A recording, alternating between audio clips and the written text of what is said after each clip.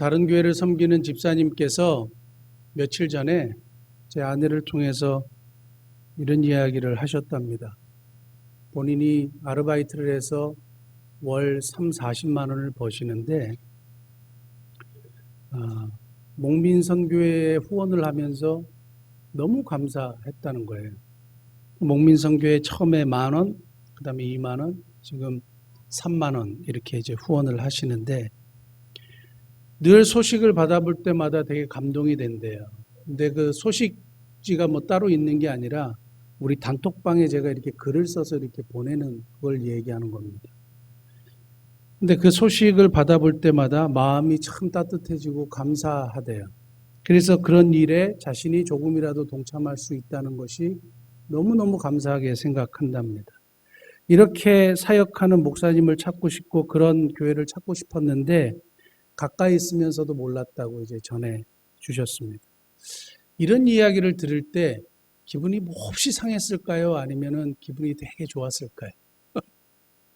기분이 몹시 상했을까요? 되게 좋았을까요? 마음이 되게 훈훈하고 즐거웠어요. 너무너무 감사한 겁니다. 그러면서 우리가 쭉 제가 이분들을 비롯해서 많은 분들에게 썼던 글들을 제가 처음부터 쭉 봤어요. 처음부터. 그래서 우리가 작년 2019년 3월 16일에 교회를 창립한 이후에 도대체 어떤 일을 했는가 이렇게 한번 정리를 해봤습니다. 한번 들어보십시오. 2019년 3월 16일에 교회 창립 예배를 드린 이후에 우리가 가장 먼저 한 일은 선교와 구제였어요. 그래서 교회에 선교사님을 정하고 후원하는 일을 그냥 시작했습니다. 그거는 뭐 재정이 얼마냐 이런 걸 따지지 않고 선교와 구제부터 시작했습니다. 왜냐하면 그것은 교회의 존재 목적 중에 가장 중요한 존재 목적이기 때문에 그래요. 예수님의 지상명령이거든요. 그러니까 그거는 교회에서 반드시 해야 되기 때문에 이거는 뭘 따지고 계획하고 이성적으로 판단하고 해야 되는 문제가 아니라 교회라면 그것은 무조건 해야 되는 거예요. 그걸 안 하면 그 교회가 아니라고 보셔도 되는 거예요. 그래서 우리가 했던 것이 선교와 구제를 먼저 했습니다. 그 다음 매월 셋째 주에 중증장애인 시설인 소망의 집에 가서 예배를 드리고 우리 성도님들이 이렇게 밥을 먹여주는 그런 봉사를 했습니다. 그러면서 이재권 형제, 뇌병변 1급, 이재권 형제, 그리고 민희, 그리고 오경희 다 뇌병변 1급입니다. 그래서 몸이 다 비틀어져 있고 근데 이 친구들의 특징은 뭐냐? 정신과 생각은 똘치 살아있는 사람들이에요. 말을 하기가 굉장히 어려워요. 표현을 어렵고 정확하게 말은 못하지만 정신은 또렷이 살아있는. 그래서 예수 그리스도를 구주와 주님으로 영접했다는 이야기를 듣고 우리가 세례를 베풀었습니다. 세례를 베풀고 그리고 애찬식을 했는데 아마 정말 너무너무 감사한 것은 아마 대한민국의 이 애찬식을 통해서 직접 예수 그리스도의 죽으심을 기념하는 빵을 떼가지고 그 중증장애인에게 먹여준 일은 아마 여러분들이 최초일 겁니다. 그래서 그런 애찬식을 우리가 하면서 감동적인 시간을 보냈던 것이 기억이 났습니다.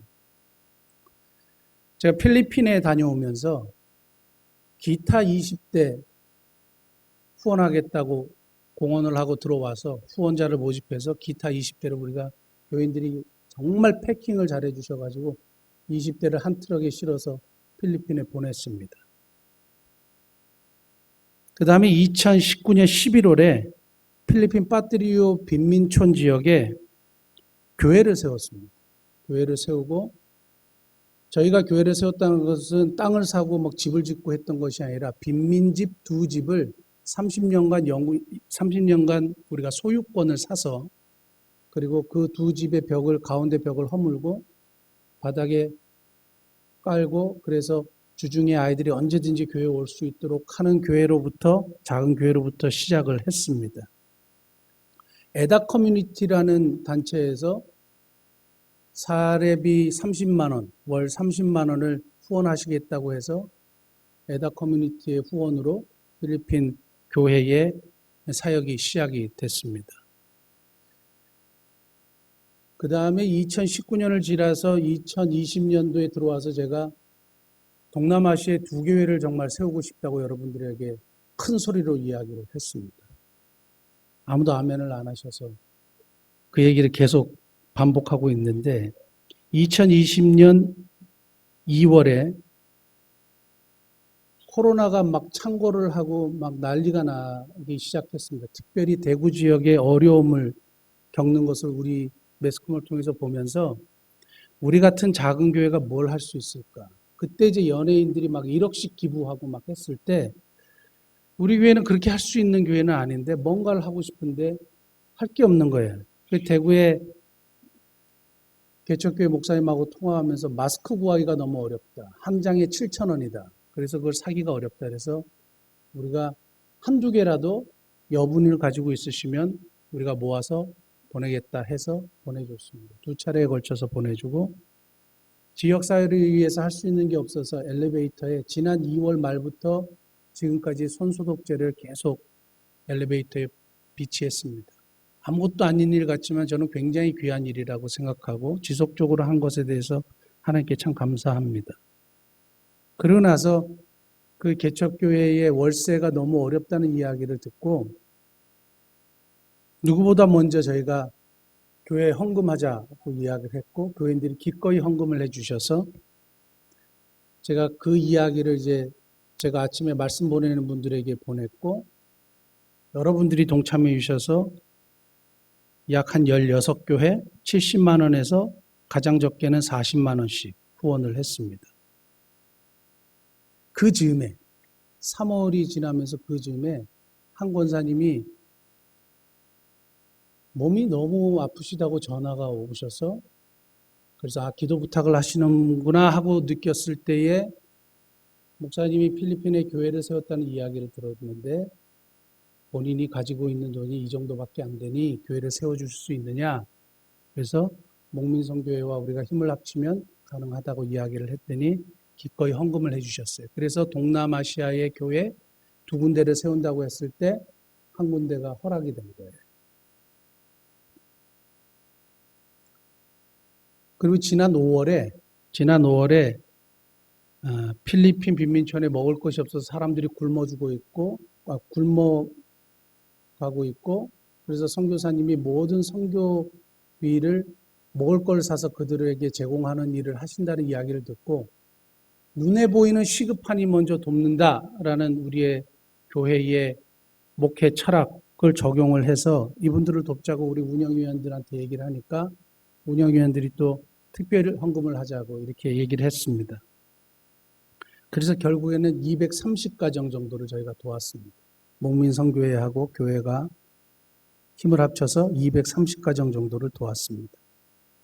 지난 5월 31일 아직도 기억합니다. 5월 29일에 제가 여기 금요 기도회 때 혼자 무릎을 꿇고 기도하면서 올해 초에 두 교회를 세운다고 했는데 코로나가 너무 심해지고 막 교회들이 어렵다 그러고 막 이런 상황에서 과연 교회를 세울 수 있을까? 하나님, 제가 볼 때는 이성적으로 이게 잘 될 것 같지 않지만 하나님이라면 하실 수 있으니 공을 하나님께 보내겠다고 그리고 하나님께 양도를 했습니다. 이 문제를. 그러고 나서 5월 31일에 여러분들이 잘 알듯이 한 젊은 가정, 교회 권사님의 자녀의 가정이 와서 원래 해외에 교회를 세우고 싶었고 그래서 모아둔 헌금을 가지고 오셔서 헌금을 했어요. 그래서 두 번째 교회 허락이 됐어요.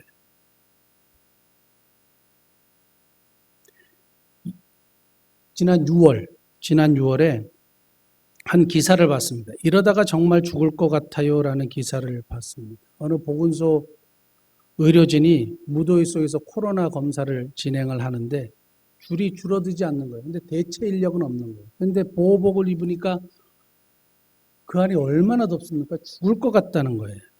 근데 그걸 보고 그걸 봤잖아요. 내가 기사를 접했잖아요. 그러면 그렇구나 하고 넘어가는 게 아니라 이걸 어떻게 도울 수가 있을까 고민하다가 우리가 뭐 다 도울 수는 없고 우리 하남 지역에 있는 보건소에 뭔가라도 좀 응원 메시지라도 보내자 해서 배집을 보냈습니다. 배집을 기증하고 그렇게 돌아왔습니다. 그러면서 간간히 제가 늘 하고 있었던 소망의 집 우리 중증 장애인들을 제 차에 태워서 이렇게 나들이를 시켰어요. 근데 뭐 나들이를 시키는 중에 토하기도 하고 의자에 뭐 여러 가지가 막 묻기도 하고 막 냄새가 나기도 하고 그런 일들이 많아요. 그런데 이상하게 하나님이 제 마음속에 그런 게 별로 개의치 않아져요. 그리고 그게 막 싫거나 막 이렇게 되지 않아요. 그러니까 그게 저한테 주신 은사인지는 모르겠어요. 그러니까 계속 할 수 있는 거예요. 그래서 이것을 사람들하고 나누었습니다. 그러니까 우리 교회에서 냉장고 바지 후원하고 슬리퍼 후원하고 아이스크림 사주고 콜라 사주고 그거 먹고 싶다는 짜요 사주고 이렇게 돌아오는 이야기를 사람들에게 또 나누었습니다. 그러면서 이 아이들은 먹고 싶을 때 막 늘 사주는데 열심히 봉사하는 선생님들은 늘 고생만 하시는 게 보였어요. 그래서 이분들 좀 맛있는 걸 좀 사드리면 좋겠다고 회식비를 지원하고 그 회식비를 지원하고 그분들로 하여금 회식을 하게 했는데 정말 놀랍게도 그 부장 선생님의 이야기가 우리에게 참 감동으로 오지 않았습니까? 그런 일이 있었습니다. 지난달에 현대 종교가 너무 어렵다는 이야기를 듣고 배즙을 후원하고 우리가 조금 후원하는 것에서 배로 이렇게 후원하기로 하고 보내드리기로 그렇게 결정한 것을 탁지원 소장님께 말씀드렸더니 너무 감동이 되었다고 하면서 감사 인사를 전해 오셨습니다. 그리고 이 이야기를 사람들에게 나눴잖아요. 그러니까 한 여대 교수님이 현대 종교 난 지지하는 사람이다 하고 일정의 후원금을 후원해 주셨어요. 그게 그들에게 엄청나게 또 힘이 됐대요. 그리고 한 항공사 부사장님이 저한테 감리교 권사님인데 목사님처럼 배집을 보낼 수도 없고 그렇다고 한번 단회적으로 아내하고 상의를 했는데 단회적으로 잠깐 한번 후원하는 것도 그것도 좀 그렇고 어떻게 하면 좋을까요? 하고 저한테 카톡을 주셨어요. 그래서 제가 고생하고 힘들어하는 직원들 회식 한번 시켜주시라고 회식비를 한번 쏘시라고 그랬어요. 그러니까 그거 너무 좋은 아이디어라. 그래서 회식비를 탁 쏘셨어요. 그러니까 좋았겠어요? 안 좋았겠어요? 그분들이 너무너무 감사해 하는 거예요. 코로나 시대에 어떻게 전도하면 좋을까 진짜 고민 많이 했습니다. 안 할 수도 없고. 그래서 비대면 전도 엘리베이터에 마스크 붙이는 일을 저희가 했고 지금도 하고 있고 아침에 제가 올라오면서 4곳에 다 붙이고 올라왔습니다. 중앙대책본부, 중대본이라고 얘기하죠. 중대본이 소모임을 자제하고 밥을 먹지 말고 이런 거 하라고 했을 때 우리는 작은 교회지만 이런 거를 누구보다도 더 잘해야 되겠다. 그래서 계속 여기 아직도 그 스티커 붙여 있죠. 어떻게 하든지 제대로 한번 해보려고 교회 덕을 세우려고 아무도 알아주지 않아요. 아무도 몰라요. 그런데 우리 그렇게 하려고 진짜 애쓰고 있습니다. 지금도 주중에 저희가 모임을 갖지 않고 있어요. 근데 보니까 제가 그래서 주변의 교회를 리서치를 해보니까 변함없이 수련회를 하고 변함없이 이렇게 하는 교회들이 진짜 있더라고요.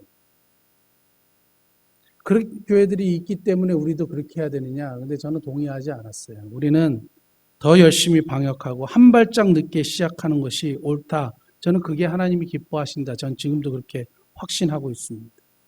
그래서 그 어떤 교회보다 모임을 철저히 하고 있는데 지금 보시면 기간이 길지 않아요. 그런데 참 많은 일을 했구나. 그리고 가슴 따뜻한 일을 참 많이 했구나. 그러면서 이런 걸 생각하면 마음이 되게 즐거워요. 마음이 되게 기쁘고 감사하고 따뜻해지고 제 스스로도 감동이 있고 그런 이야기가 들릴 때마다 참 기분이 좋습니다. 우리가 부동산이 막 올라간다는 이야기를 들으면 내가 소유한 집값이 막 올라간다면 막 기뻐요. 소유한 주식이 급등했다 그러면 막 기쁘고 우리 장가 안 간다고 하는 아들이 갑자기 여자친구 데려와서 장가 간다고 하면 막 엄청 기쁘고 이게 사람을 즐겁게 해주고 기뻐하는 일들이 뭐 여러 가지가 있는데 저는 이런 것보다는 하나님의 일, 그리고 우리가 하나님의 뜻을 행함으로 주시는 기쁨과 정말 비교할 수 없다. 저는 그렇게 말하고 싶습니다. 저는 이런 것들 가운데 오늘 본문이 아주 중요한 메시지를 하나 던져요. 그게 뭐냐 하면 그 일이 이스라엘 백성들을 즐겁게 했다. 이 말이에요. 오늘 본문 말씀 다시 한번 보시면 22장입니다. 여호수아 22장 33절. 오늘 설교의 제목 중에 하나지만 그 일이 이스라엘 자손을 즐겁게 하니라. 마음을 너무 흐뭇하게 하고 기쁘게 했단 말입니다. 근데 무엇이 즐겁게 했냐 이거예요. 저는 이 시대를 살아가는 우리 크리스찬들에게 우리가 즐거워해야 할 것 두 가지, 그리고 우리가 어떻게 살아가야 되는지, 이런 즐거운 삶을 통하여 어떻게 살아가야 되는지에 대한 적용에 대해서 한번 말씀을 드리기를 원합니다. 본문의 배경, 지난주에 우리가 살펴보았지만 다시 한번 간단하게 설명을 하면 이렇습니다. 이스라엘 백성들이 출애굽을 하고 시내산에서 율법을 받고 이제 약속의 땅 가나안으로 들어가는데 하나님께 불순종하고 불신하고 불평함으로 광야에서 40년 동안 방황을 하고, 그래서 그 불신하고 불순종했던 1세대가 다 죽습니다. 그러니까 출애굽해서 홍해 세대가 다 죽어요. 물론 그 어린아이들은 살아남아서 장성을 했죠. 그래서 어디에 머물렀느냐? 요단 동편에 머물렀어요. 요단 동편. 강동구라고 생각했어요. 요단 동편. 요단 동편에 머물렀는데 보니까 너무 목초지가 좋은 거예요. 너무 목초지가 좋으니까 그때 양과 소가 많이 있었던 루벤 자손, 갓 자손, 므낫세 반지파. 여기서 반지파는 2분의 1, 50% 되는 이 므낫세 지파의 사람들이 가축을 많이 갖고 있는데 그걸 보니까 와, 여기 머물러야 되겠다 생각해서 모세에게 요청을 하는 겁니다. 목초지가 너무 좋으니까 이 목초지를 우리에게 주십시오. 우리가 여기서 정착하고 싶습니다 하니까 모세가 절대 그럴 수 없다. 왜냐하면 하나님이 약속의 땅 가나안을 우리에게 허락하셨지 요단 동편을 허락하신 게 아니다. 너희들 이런 식으로 하면 하나님께 불순종하는 것이 돼서 하나님의 진노를 받게 되니까 안 된다.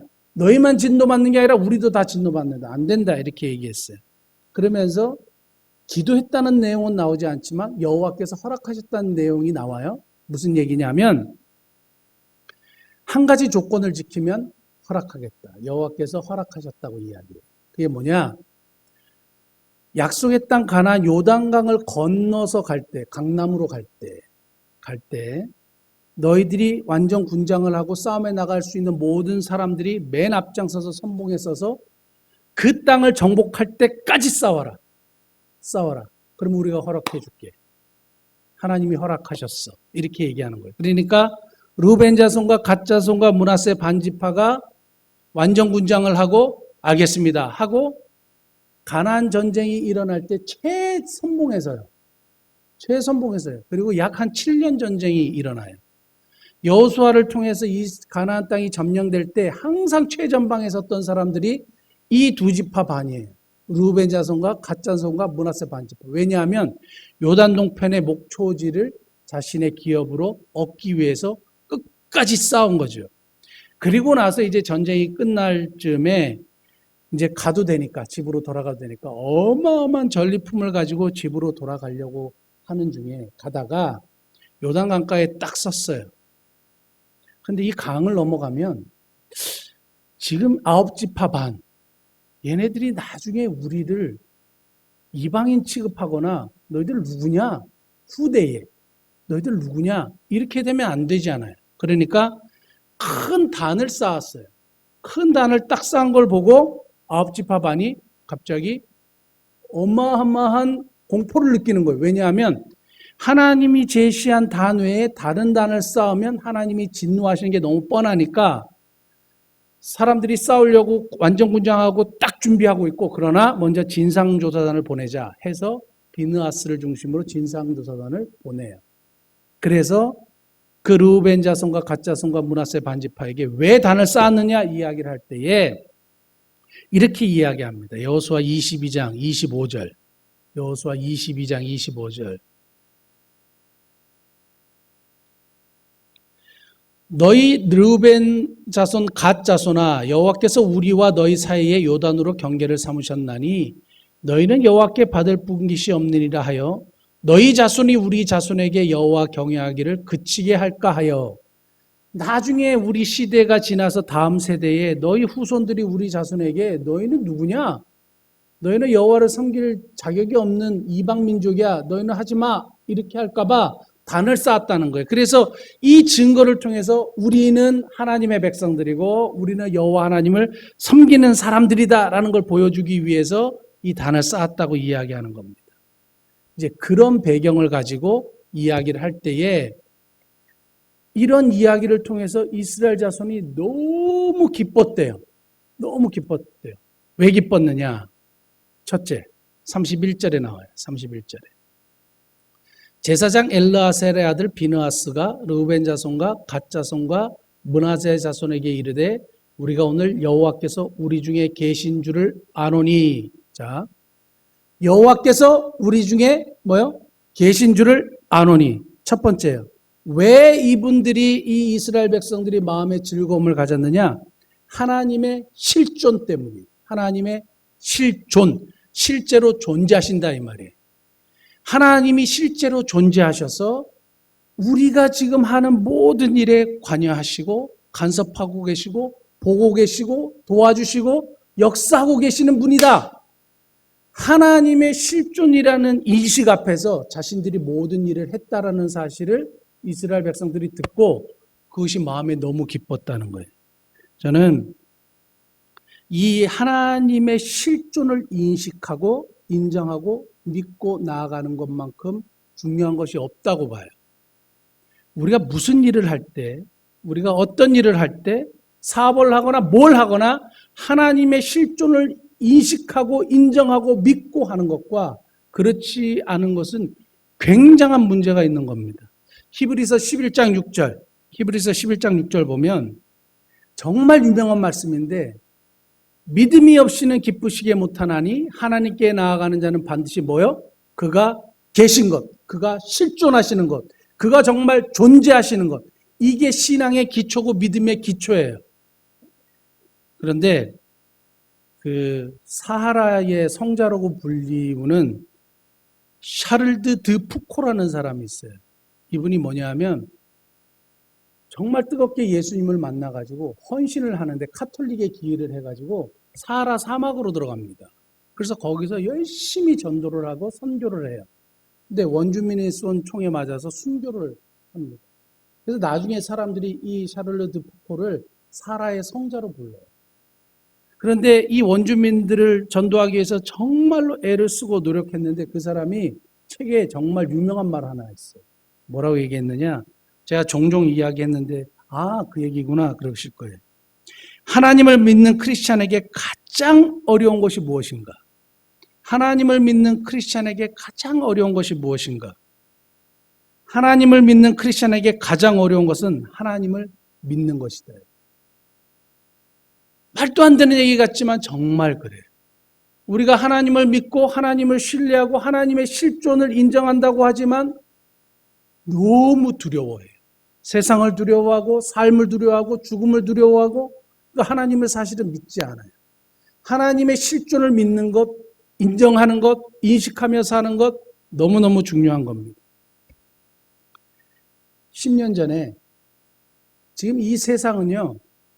하나님의 실존, 하나님의 살아계심, 하나님의 존재에 대해서 엄청나게 도전합니다. 이건 뭐 예를 들지 않아도 마찬가지예요. 그런데 10년 전에 세계적인 진화 식물학자 있어요. 영국의 옥스퍼드 대학의 교수요. 리차드 도킨스라는 사람이 있어요. 만들어진 신이라는 책을 썼고요. 세계적인 진화학자예요. 최인류 학자입니다. 근데 이 사람이 만들어진 신이라는 책을 써서 뭐라고 얘기했냐면 신을 의심하고 인간의 능력을 주목하라 하고 도전장을 딱 내밀었어요. 그러고 나서 종교 반대 광고를 영국에 있는 전부 단지는 모르겠지만 대부분의 버스에다가 대대적으로 광고했어요. 왜 우리 영화 보면 영화 광고할 때 버스에다가 막 대형 광고 이렇게 싣잖아요. 리차드 도킨스가 영국에 있는 버스에 광고를 어마어마하게 다 실었어요. 뭐라고 실었느냐? There's probably no God. Now stop worrying and enjoy your life. 이게 무슨 말이냐? 신은 존재하지 않는다. 그러므로 이제 더 이상 염려하지 말고 너의 인생을 즐겨라. 이렇게 딱 전면적으로 광고하기 시작했어. 무신론자들이나 믿지 않는 젊은 청년들이나 여기에 고민했던 친구들은 세계적인 지나 생물학자가 얘기하는 이 말에 설득이 됐을까요? 안 됐을까요? 그냥 삶을 즐기래요. 너 자신에게 주목하고 네 자신에게 이렇게 신경을 쓰고 네 자신의 주인은 너라고 이제 얘기하니까 설득력이 있죠. 설득력이 있죠. 하나님을 인정하지 않는 세상의 풍조와 하나님의 실존을 도전하는 엄청난 세상의 권세들, 사탄의 세력들, 지금도 도전해. 젊은 청년들, 젊은이들에게 얼마나 도전하는데. 그런데 수십 년간 신앙생활하고 매일 새벽 기도하고 금요 기도하고 뭐 수요 예배 드리고 막 와가지고 막 진실하게 하는 것처럼 하는데 하나님을 믿지 않으니 세상에 나가서 하나님을 믿는 게 도저히 전혀 드러나지 않으니 이게 무슨 게임이 되겠냐 이 말이죠. 정말 우픈 이야기. 지난번도 한번 말씀드렸지만 한 장로님 권사님 이게 항상 인상을 쓰고 다니니까 앞집 절에 다니시는 분들이 정말 인생이 너무 힘드시냐고 저랑 같이 절에 가서 평안을 좀 찾아보시자. 이거는 절을 폄하하는 게 아니에요. 정말 신앙생활하고 새벽 기도하고 그럼 뭐 하냐. 저는 그게 정말 이해가 안 가요. 하나님의 실존을 믿지 않는 거예요.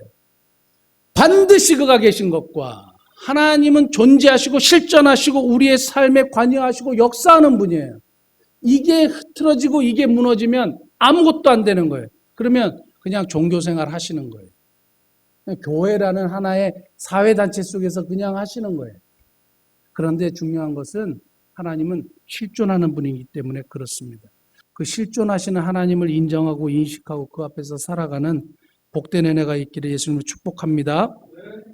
두 번째 이들이 즐거워했던 것은 뭐냐? 실존하시는 하나님 앞에서 모든 것을 결정했다는 것과 그 다음에 31절 후반절에 너희가 이 죄를 여호와께 범하지 아니하였습니다. 하나님께 죄를 범하지 아니한 일이 이들의 마음을 즐겁게 했어요.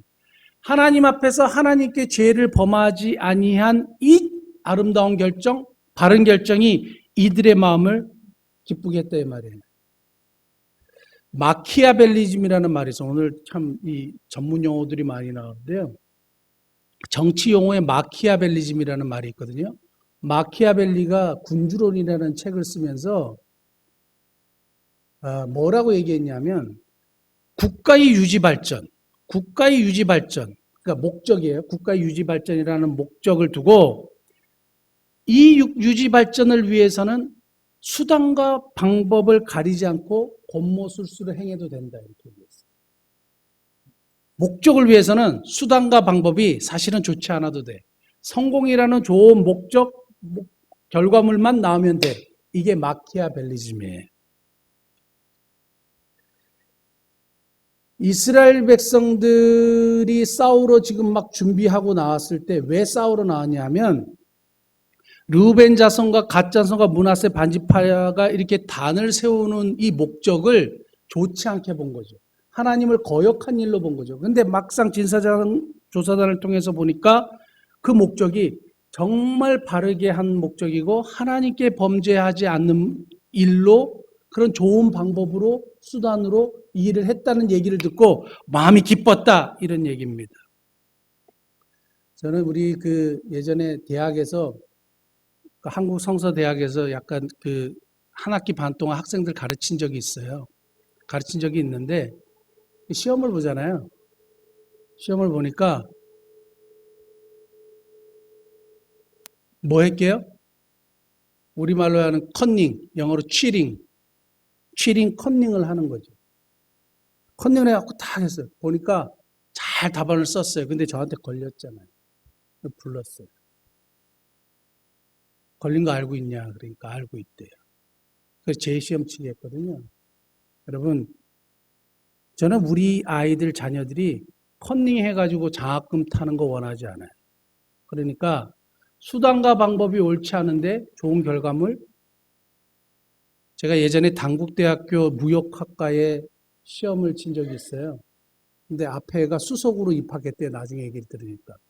그때 제가 머리가 되게 길었거든요. 질풍노도의 시기였거든요. 그래서 처음에는 그냥 이렇게 막 찍다가 4교 이렇게 하면 진짜 안 될 것 같다는 생각이 들어서 3, 4교시 때 앞에 이렇게 콕 찔렀어요. 야, 이렇게 좀 보여. 이렇게 해. 그랬더니 걔가 이렇게 보여줬어요. 그래서 이렇게 했단 말이에요. 중요한 건 뭐냐 하면 그렇게 해서 제가 대학교 들어가면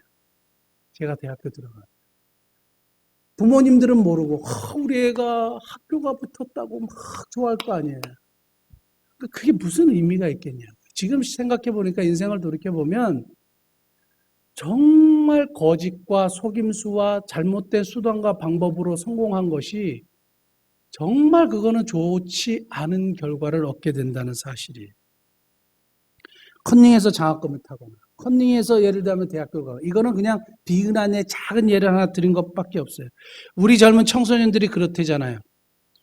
정직하게 사는 게 중요하냐? 부자가 되는 게 중요하냐? 부자가 되는 게 중요하다. 부정직은 좀 괜찮다. 부자가 되기 위해서. 이렇게 얘기한다잖아요. 지금은 더 심해졌대요. 부자가 되는 것이 정직하게 사는 것보다 더 중요한 시대가 된 거예요. 이게 사회의 풍조고 사회의 가치관이에요. 교회는요. 교인들이 사업하면서 요즘에 다 나오는 이야기가 장로님, 집사님. 그러니까 이게 뭐 말이 안 되는 거잖아요. 부조리에 온통 모든 사람들이 교인들이잖아요. 저희 지난번에 한번 말씀드렸지만 저희 형수님이 이렇게 반품, 이렇게 물건이 들어오면 반품하는 그 일을 하세요. 반품을 처리하고 이렇게 돈을 다시 돌려주는 뭐 그런 일을 하신대. 그러니까 막 수박을 사고 반 쪼개갖고 반 먹고 반 보내서 수박이 원래 약속했던 것과 다르다 뭐. 그리고 포도 2송이 하나는 진짜 비싼 것, 하나는 보통 포도 이렇게 있는데 한 송이 먹고 비싼 포도 먹고 한 송이 보내가지고 반품시켜달라 그러고 이상하다 그러고 이러는 사람들이 정말로 많대요. 그러니까 저희 형님이 뭐라 그러냐면 그 다 예수 믿는 사람들일 거야. 그렇게 얘기하는 거예요. 자기도 집사예요. 자기도 집사인데 집사를 신뢰하지 않고 자기도 집사인데 교회 장로를 신뢰하지 않아요. 이게 이제 교회가 가진 모순인 거죠. 저는 잘 되는 것만 가르치는 것 옳지 않아요. 잘 되는 것은 성공이라는 결과에 집중하는 것이고 바르게 되는 것은 과정에 집중하는 거예요. 동기와 과정. 오늘 저는 우리 자녀들을 위해서 함께 기도하겠지만 우리 자녀들이 정말로 바르게 되기를 축복합니다. 그러면서 바르게 되는 것, 올바르게 살아가는 것, 그럼 마치 가난해야 되고 손해볼 것 같고 그렇잖아요. 그래서 제가 성경에 정말 이유를 좀 한번 찾고 싶었어요. 그러면 바르게 살면서 늘 가난하게 살아야 되고 손해보고 살아야 되고 번성하지 못하고 그냥 찌그러들고 세상 속에서 막 이렇게 패배자로 살아가야 되느냐? 하나님은 도대체 여기에 대해서 뭐라고 말씀하시느냐? 놀라운 사실을 하나 발견했어요. 그거 여러분들하고 나눌게요. 성경에서 의라고 표현되는 단어가 체데카 또는 체데크라는 단어예요. 차데크, 체데카 이 단어인데요. 이 단어가 쓰여진 성경을 쭉 제가 살펴보니까 한번 틀어봐 주실래요? 잠언 11장 18절. 그러니까 이 체데카, 짜데크 이 단어의 뜻은요. 바름, 옳음, 정직, 공의 이거예요. 이렇게 지금 살라고 제가 지금 말씀드리잖아요. 이런 뜻인데 마지막에 딱 하나 단어가 더 있어요. 번영. 바르게 사는데 뭐가 약속되어 있느냐? 번영이 약속되어 있어요. 그러니까 우리는 자꾸 번영이 우선순위인데 성경은 바르게 살아라고 얘기하면서 번영까지 약속하고 있는 거예요. 자, 같이 읽겠습니다. 악인의 삭은 허무하되 공의를 뿌린 자의 상은 확실하리라. 공의, 체데카. 차데크. 공의를 뿌린 자의 상은 확실하다. 상이 확실하다는 거예요. 그 다음에 어떤 상이 확실하냐? 10장 2절. 잠언 10장 2절. 같이 읽겠습니다. 불의의 재물은 무익하여도 공의는 죽음에서 건지느니라. 사망에서 생명으로. 구원을 이룬다 이 말이에요. 그 다음 15장 9절. 같이 읽겠습니다. 악인의 길은 여호와께서 미워하셔도 공의를 따라가는 자는 그가 사랑하시니라. 하나님이 사랑하신대요. 그 다음 21장 3절. 같이 읽겠습니다. 공의와 정의를 행하는 것은 제사 드리는 것보다 여호와께서 기쁘게 여기신, 제사보다 하나님이 더 기쁘게 여기시는 것이 차데크, 체데카. 공의를 행하고 정직을 하고 바르게 살아가는 거래요. 그러면 이러한 삶을 살아가는 사람들에게 주시는 게 또 있어요. 잠언 13장 21절. 제가 잠언에서만 다 찾았는데요. 같이 읽겠습니다. 죄악은 죄인을 따르고 선한 보응은 의인에게 이르느니라. 체데카를 행하는 사람들, 바르게 살아가는 사람들은 선한 보응이 반드시 따르는데 이 선한 보응이 도대체 뭐냐? 11장 4절. 같이 읽겠습니다. 재물은 진노하시는 날에 무익하나 공의는 죽음에서 건지느니라. 사망에서 생명으로. 구원을 얻게 하신다는 거죠. 그 다음에 11장 28절. 같이 읽겠습니다. 자기의 재물을 의지하는 자는 패망하려니와 의인은 푸른 잎사귀 같아서 번성하리라. 번영하게 해주시겠다. 약속. 그냥 번영하고 어떻게 되느냐? 기가 막혀요. 21장 26절. 잠언 21장 26절. 같이 읽겠습니다. 어떤 자는 종이도록 탐하기만 하나 의인은 아끼지 아니하고 베푸느니라. 체데카, 차데크, 바르게 살아가는 의인은 아끼지 않고 베푸는 삶을 살게 돼요. 왜요? 하나님이 번영하게 해주시니까. 번성하게 해주시니까. 바르게 사는 것이 결코 사회적인 약자가 되거나 항상 가난하게 살거나 이게 아니라 이 말이에요. 그러니까 뭐부터 가르쳐야 돼요? 바르게 사는 것부터 가르쳐요. 동의 안 하세요? 동의하시면 아멘 하실 수 있길 바랍니다. 자, 그러므로 사랑하는 성도 여러분, 하나님께 죄를 범하지 않는 것이 이들의 마음을 기쁘게 했다. 우리 자녀들이 바르게 결정하고 판단하는 일이 우리를 기쁘게 했다. 꼭 기억하실 수 있길 바랍니다. 오늘 두 가지만 이야기하고 말씀 마칠게요. 하나님의 실존, 살아계심, 그 실존을 인식하고 인정하고 믿고 정말 살아가는 삶, 우리를 기쁘게 하는 삶이고, 하나님께 범죄하지 않는 삶, 바르게 사는 삶, 옳은 삶, 공의를 행하는 삶, 이런 삶이 정말 우리를 기쁘게 하고 하나님을 기쁘게 한다는 사실을 깨닫고 그런 삶을 살아가시는 저와 여러분 되시기를 예수님의 이름으로 축복합니다. 기도하시겠습니다.